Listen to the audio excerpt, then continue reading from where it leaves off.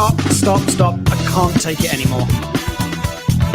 Oh, I do the live ones too. Yes, I know. I saw your act in the theater. You're really quite good. Quite a certain harmful habit.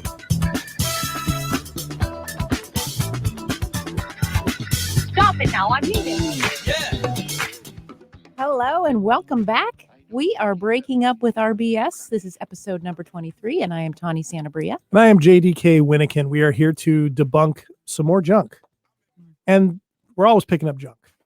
Always. The junk collecting and cleanup tends to go on forever. Right? It's always junk.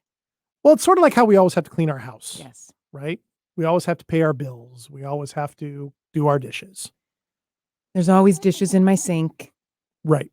Mm-hmm. Until you do them. So until I do them, and then right. There's more dishes. So doing this kind of work, presence work, is sort of like that. Mm-hmm. Just it's something you need to keep practicing and doing. Right. Gotcha. Anyway. So welcome back. Good to see you. How are you? I'm good. It's nice to be in the studio with you. Yes. Last week we weren't. That was kind of weird. Yeah. Worked out okay. Yeah, it was good. You have a really nice office. I really like things nicely put together. Yeah, that is clear. Had the nice bookshelf in the back and the lights and all that kind of stuff. Yeah. I'm happy you're back too, though. It's nice. It was a little weird, but anyway. Mm-hmm. All right. So last week we talked about noticing. Mm-hmm. We finally defined that for people, and some people had asked for that, and we ended up having quite a week around that. Mm-hmm. I ended up noticing a lot of things, and if you go to our Facebook group of the same name, Breaking Up with RBS. You'll see Tawny and I had a midweek conversation for about 15 minutes or so about noticing, and had some more people pointing things out around this, and it came up around a lot of different things. So one of the things that came up was people asked, okay, well, if you notice things in the present, as we talked about last time, you notice, you sit with, and then you kind of stay there, right? Instead of going into analysis. Well, how do you do that and make plans or have goals? Mm-hmm. So that was something that came up a lot about. So we had talked a little bit about maybe expanding on that side of things a little bit more, because doing presence work does not mean at the expense of never thinking about your past again or not making plans for the future, right? Right. Okay. So what comes up for you with that? What would you like to explain to people? Right. So planning for the future, or planning, out your week on your schedule or something like that, isn't thinking about the future in terms of getting caught up in it and overthinking and overanalyzing and what will happen if I don't do this, or if this, then, so it's just putting sort of some order to, the upcoming week or the upcoming month, right? So that we have some sense of like, okay, I'm going to work out in the morning, and then I'm going to, do the dishes at lunchtime. Right. So we have some sort of idea about what we'd like our sort of schedule to look like. Okay. And the other thing that's really important too is that noticing and doing can happen at the same time. Mm-hmm. We don't have to just sit. Sit and notice. Sit and notice. We can notice things as we're doing them. Right. Right. I don't know why I found that so funny, but I just did. We can do things and notice them at the same time. I can walk and chew gum right at the same time. Right. So we could be in the middle of doing something, in the middle of an action step for one of our goals. Mm-hmm. And we could be noticing at the same time. Yeah, and that actually happens a lot, doesn't it? I mean, it's funny for all the ideas of the great thinkers being people who just sat and thought. If you study a lot of them, as I have in history, some of their biggest realizations came when they were in the middle of doing things. Mm-hmm. They were living active lives, and it kind of came to them, and then they found a place to write it down. Yes. And then think about it. Yeah. So this idea, I think it's an important one. Now, what about, you're talking about schedules. Mm-hmm. What about plans that people have in life, like long-term plans or hopes that, there might be a few more stories. Like, for example, my plan is to someday get married and have kids. Mm-hmm. Right? Mm-hmm. As we've seen from talking with our listeners, those are areas where a lot of BS stories can come up, right? About when is that supposed to happen? In what order? When is it too late? Is it going to happen for me? All those relationship questions come up. What about stuff like that? Like, how do we plan, or how do we then say, these are things I want to do in life? We talked about me publishing my book last week. How do we do that? Can we make plans for those things and still notice, stay present? Right. Keep the BS stories at bay. Are you differentiating between plans and goals, or are you putting them in the same bucket? Plans and Oh, goals. I might have put it I in don't the same know. bucket. I'm just wondering. That's a good question. Are they different? Well, what comes to mind about, for example, getting married and having kids? Okay. That does depend on other people. You don't have full control over that whole scenario. Right. Right? You only have so much say. You can't just like go to the store and pick out, like some, a person to marry and some kids. Right, because also with that is to be happy. Right. Like happily married, right? Successful marriage. Nobody goes into it and says, I really want to get married, have kids, and then have it all blow up. Typically, we aren't looking for it to look like that. Typically. Okay. Right. So that would be, if we're just looking at goals, right? That could be a dream. Okay. That could be I would love to experience this aspect of life Dream. that might be available to me. Okay. A goal is going to be something that maybe you have more complete control over. Rather than something like that. Okay, that makes sense. Right. That makes sense. Something that's achievable on the basis of your own, to a certain degree. Yes. Probably most things require other things. You need, publish a book. I need somebody to. Even that. Right. Even in publishing a book, do you have 100% control over that? You don't. So right? That's more like a dream. It could be a dream, and you can still have sort of some goals around that process. So goal of contacting 10 different publishers. Right. That could be a great goal. Got it. By a certain time. Yes. Mm-hmm. And then you're in control of that. You can set up a plan or a structure or a strategy around working towards that goal. That's interesting. Okay. I think I was using them interchangeably. I think I was. Okay. And I'm not sure exactly why. So, because you're drawing distinctions as I see it between plans, goals, even and dreams. Sure. Right. Like, I wonder if part of the difficulty maybe of, achieving goals is that we do combine them all in the same bucket. I don't know. Oh, that could be the case. Just thinking back on my own life, I think there were probably times where I had dreams in mind, calling them goals, and then having BS stories come up because I wasn't reaching those goals. Right. Even though they might have been dreams. Right. And I didn't have 100% control over. Right. Well, and see, for me, growing up religious, there was always what does God want me to do? Mm-hmm. What is God's plan? What's that destiny? And I think we all have language around that. What's my fate? What's destiny? What's the universe want for me? What does God want for me? There was always that. So there was always, but again, even if follow that all the way through is true, I only have so much say in that too, right? Yes, that's true too. So I think actually I have done that quite a bit. I don't think I've drawn those distinctions, and maybe that's been part of the problem. Boy, language can be important. Language is really important. Yes. Wow. We can get stuck in, thinking that a certain term or using a certain term to mean a particular thing. And even when we're communicating, then we're using a particular term, and then the other person maybe has a different sort of definition of that or experience with that term. And then here we go, difficulty with communication. So, right. And suddenly, because words mean different things or Yeah. can mean different things in different Right. contexts. All the more reason to connect with people in your conversations. We're talking about the same thing? Yeah, asking the question. Whoa. Okay. Right. So, well, then that makes sense. So then if we're able to, from a place of presence, able to see, okay, there we have the dreams here, would love to experience that.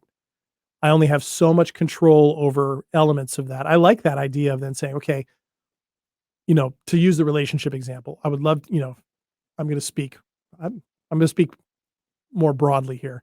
If a dream is to get married and have kids, Mm-hmm. it would sound to me then, if that's the dream and I would like to experience that, what I can do as far as goals is I can have goals to prepare myself. I'd like to be as broken up with as many BS stories around relationships as possible. Mm-hmm. I'd like to make sure that I know that I can bring what I would want to bring to the table, whatever that might be. Emotional maturity, financial stability. I can take care of some of those things. Mm-hmm. Does that sound more accurate? Yes, because you have control over those pieces. Right. Right. And then there's something about, making vision boards and sort of really being able to identify sort of some of the dreams just to kind of put them out there and keep them top of mind. There's nothing wrong with that at all either. Mm-hmm. Eh, that I can was be just super asked helpful. to make a vision board today, as a matter of fact. Yes. So, oh man. Yes. So apparently that's a message. Or at least I'm going to take it as one. How about that? Right. And Yeah. and so having fun with that vision board. Yeah. And letting yourself go nuts with it. And then from there, but not looking at it as goals. Yeah. Dreams. Dreams, Concrete visions, steps. and then what do you have control over around what you can be doing to put yourself in the best possible places to be able to manifest those. I like this a lot. Another example, like from that vision board idea, I like to travel a lot. Are you a traveler? You like to travel, don't you? I like to go places. Sure. Yeah. I really want to go to Japan. Oh. I want to go to Japan. I lived in Hawaii as a kid, so I was around a lot of Japanese and other East Asian cultures a lot. Always wanted to go. Want to go to a Japanese baseball game. Right. I know the history of the country, so I want to see all that. And I just envision putting like that on a vision board, right? But then the practical steps are, what do I need to do to make that happen? I need to save up the money, need to choose the right time, need to make sure I know where I'm going. How am I going to handle the language barrier? So that would be another example of the dream, and then the goals. Yes. Okay. Yes. That's really good because that minimizes the BS stories. Because then if the dream is to do that, and I'm finding it difficult to get there to reach the dream, I can focus on the goals. Okay, well, it's because I'm not hitting these goals yet. I don't have to create any major BS stories about that. No, and actually long-term goals. There's something about long-term goals that keep us too far away, like the gap from now until then is quite large. And so it's not necessarily, unless we make it a part of our everyday somehow, right? So those smaller goals from the larger dream, then we stay more current in the day-to-day, and we get less caught up in the BS stories. We don't get so far around this is never going to happen, or it's going to take so long, or I don't need to worry about that today because it's only one day and this thing's not going to happen for who knows how long. Right. And so then we push it out, and then we beat ourselves up for not doing the thing that's going to get us to that particular goal/dream. But that's the problem with making that the goal. Right. Right. So would you then recommend, like, if you're going to have those dreams, obviously around travel, it's one thing that's a little more tangible than a marriage and family, right? Don't plan them out so far. Shoot for sooner.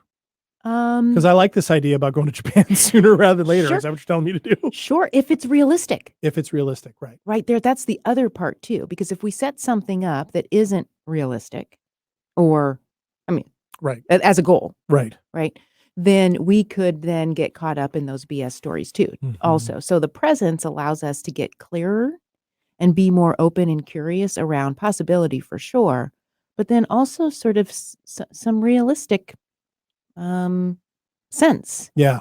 Yeah. And I can see too, the advantage there is present with that, and you're taking those little steps with those little mini goals, like for the sake of a travel, like I'm going to put aside this much money every pay period. Every time you do that, you feel good about taking that step. Fewer stories about that. Oh, I'm moving in that direction, That's interesting. Because then, boy, that frees up a lot of bandwidth then, doesn't it? Emotional bandwidth. Yes. And that saving, putting a few bucks away every month, that makes it more realistic because you're actually taking action in areas that then offer more opportunity for that particular dream to happen. Right. Okay. Yes. And so the closer or the more in time we are with what it is that we're trying to achieve, Yeah. yeah, that does keep the BS stories, at bay a little bit. So I'm wondering about this. I know when I've struggled with these things before, and it might be now because I've been mixing up terms. Like, I'm gonna have to spend some time on Maybe. that. That's kind of cooking my noodle right now. But I know that by not doing things like that, having those dreams and maybe not setting those specific goals, it became easier for me to not only listen to those BS stories, but then because they would lead to things like dejection or, I'm not going to do this or this isn't going to happen, to not take the steps to make them happen. So instead of putting aside that money in the pay period, I turn around and buy a bunch of superfluous crap that I don't really need. That makes me feel better in the moment. So like some retail therapy, as some people call it, right? So that's, because that's where that comes from. Yeah. And then you're just hanging on to the BS stories. You're not getting clear about what they are, how they creep in and keep you in a state of stuck or disappointed or pissed off or whatever, frustrated. Yeah. Keeps you in that state of then sabotaging, right? And then it feeds upon itself. Yes.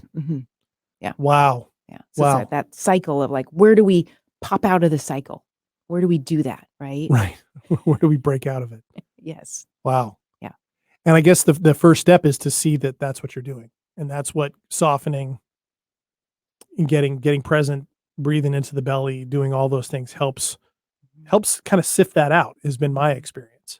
Although it's going to be interesting sitting and doing some presence work, thinking about this whole goals. You just totally cooked my noodle. I'm telling you, I'm having trouble staying. And I'm wondering, the whole movie of my life is spinning in my head going, oh my gosh, I've done this. Oh, it's not bad.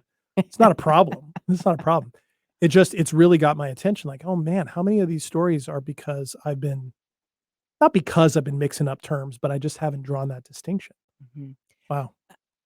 And this is just sort of what I've learned over time with my clients and in my own practice and sort of what I do. So there's certainly probably maybe some other folks out there that would maybe say this is a bunch of BS, right? Like, I don't know, right? So there's definitely space for that. But getting clear about the way in which, what's working for us and what's not working for us. Yeah. And just, putting goal and dream or wish together in the same bucket usually creates some BS stuff because that's a big takeaway right there. Yeah. It's just, not as clear as we need it. Yeah. And then we're beating ourselves up and all kinds of things, sort of the domino effect comes from there. Yeah. I'm not sure there's a lot of people who would necessarily be saying there's a bunch of BS there. I understand why you said that, but one of the things that for me, it reminds me of something a friend said to me not all that long ago when I was in the middle of this cycle of really doing a lot. You remember this? Yes. Where I was doing an enormous amount. And she said to me, what are you trying to prove? And who are you trying to prove it to? And that got me to stop and pause a little bit. And then I ended up framing it a little bit of a different way. I was living life like I was running out of time. I was telling myself this story that I was running out of time. And the story was fed by late 40s, no kids, no partner, right? Want to publish a book. And I only have so much time, right? I was feeding that. And so suddenly, by listening to those BS stories, even not necessarily consciously all the time, I was driving myself into the ground with everything I was trying to do. And of course, what was really problematic about it was I didn't think I was doing a very good job of it. So I was telling myself these stories of, you're not doing this well enough. You're not doing this fast enough, not doing this good enough. And, right. So what I'm experiencing here in contrast to that is, okay, set the goal of a place to go, a trip, whatever the case may be, and then just got to stay in the moment with these shorter term goals that you can hit and then just go to the next one and the next one. That seems to be the way to prevent from trying to do too much too fast and listening to those stories. Because I know that those stories, had I been planning those things out and not making this such an urgent thing to do, whatever it might be, I think I would have slowed down. And this is where noticing is really important, because what you would have noticed is I'm running myself into the ground. You would have noticed I'm tired. You would have noticed, why isn't this why am I feeling like this isn't good enough? What is it about this? Oh, I'm telling the story that things aren't happening fast enough. Yeah. Right.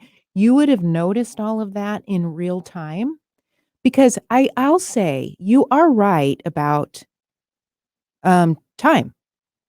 The reality is we're running out of time. We are running out of time. Right. Okay. There's not an infinite amount of it. Totally. Right. So that is reality. Sure. And it doesn't have to be a problem. And if we want to get the best out of ourselves during the time that we have, we also want to renew, and we also want to recharge. Running ourselves into the ground for the sake of getting all the things done because I don't have enough time isn't going to ever get the best out of ourselves. No. And we're not going to enjoy the process anyway. No. So time does involve energy management.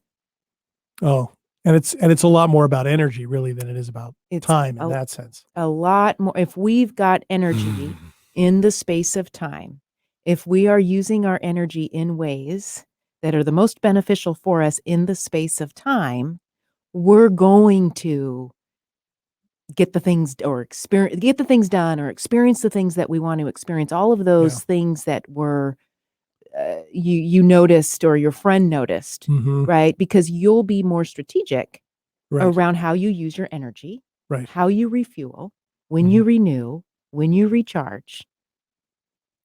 We had this conversation this week, didn't we? Kind of. Yeah. I'm laughing. If those of you who are watching on the video feed can see me kind of laughing at myself because speaking of recharging, is this a good time to tell a sleep story? Yeah. Okay, we got some time. Speaking of that, I'm experiencing that right now. Earlier this week, coming off of last week's show, everybody, Tawny and I ended up having some more conversations about, because there were some things about that I came out of that show kind of unsettled around I'd noticed I'm unsettled around some of these things about noticing. And long story short, we got to this discussion about energy versus time. And it sort of emerged from the conversation that I have not been getting enough sleep for a really long time. Now, I've been aware of this. This is nothing new. But this fits in with that because part of that trying to live everything, get everything done is that was often a BS story is I don't have enough hours in the day. So I have to push it. I have to sacrifice some time to do all these things. But the problem that I had was I've been caught in this cycle for a while now of feeling like I don't get enough stuff done during the day. So at night, when everything calms down, I end up staying up later and later and later, don't get enough sleep. And so then that's when you put out the energy versus time thing. Yes. And since then, I actually put myself on a bedtime. I got to out myself here. First time since I was a kid that I've actually put myself on a bedtime. Nice. I know. And I've gotten 7.5 hours of sleep on average this past week, where it was 6 the week before. And I cannot tell you how different I feel. I can't even describe it. It's so much better. And I'm finding I'm getting more done. Right. And more sleep. And so more you're getting sleep. more done and more sleep because you're working with energy as opposed with time. Yes. And less BS stories because I'm less foggy in my mind. And if this makes sense, less foggy in my body. Does that make sense? Yeah. Yeah. I mean, Like sleep is for the body. Right. Just feel more connected. Yeah. See, it Right? seems, and if it seems really obvious to all of you out there, great. I'm glad you don't have any problem with sleeping like apparently I have had. But that's exactly what we're talking about, right? Because if the story is I got to live life urgently at the sacrifice of, in this case, sleep, but it could be anything, right? Yeah. Then we're on the wrong track. Yes. On the wrong track. Wow. Yep. Okay. Yeah. So you noticed your energy improved because you got the amount of sleep that is beneficial for your body. At 48 years old, I'm finally internalizing this one, ladies and gentlemen. I know we put our kids on a bedtime all the time. And then it was just like at some age, we're like relieved of a bedtime, right? Yep. Like, what is that about? I never got away from that. Oh, I threw it off in college and never came back. Oh my gosh. I love a bedtime. Oh my gosh. Oh yeah. So more energy, right? And so when we are optimally fueled, we're renewed, we're recharged, we aren't depleted and in survival mode, or just sort of like, isolating ourselves, or just sort of like, too depleted to pay attention to anything. We're going to naturally notice more of what's happening internally, our own energy levels, what we need to do next without all of the BS stories. It's just going to be that much easier to be in that noticing space. And and I'm really seeing it. And then you put that side by side with, getting good exercise, for example, and a healthy diet. I've been good on those for a while. So I've called this like the triangle, right? those 3 points, putting them together. It does make a difference because one of those things, all those 3 points have in common is you have to do them every day. You have to practice them. So it's kind of the same thing. You have to be present to do that, to go to the gym, to get enough sleep, to eat healthy, to make those good choices. So in some ways, I guess it makes sense if we're talking about presence in the body, that's part of it. Yes. Right? Yes. We often take better care of our cars than of our bodies. What the heck? Right? Right. Yeah. Okay. So, wow. All right. So hopefully all of you listening, that articulates a little bit more about how you can be both present in the moment and not be ignoring all the things you want to do, right, going forward. Tawny, anything else you want to cover before we finish this up? We actually have 30 seconds. So we have 30 seconds to cover it. Oh gosh, let's see. What else do we want to cover? I don't know. Where should we go next? Any idea? I want to go and talk a little bit about sort of like, what do we do with all of this energy now to live our best lives? Okay. Right? Our purpose? Our purpose. Yeah. That's where you want to go. Okay. So that's where we will go. We're committing to it right now. So next week on Breaking Up with RBS, we will talk about purpose. Hopefully you've enjoyed this episode. Thank you for joining us. Make sure you check out our Facebook page at Breaking Up with RBS and join that. Check out our YouTube channel under the same name.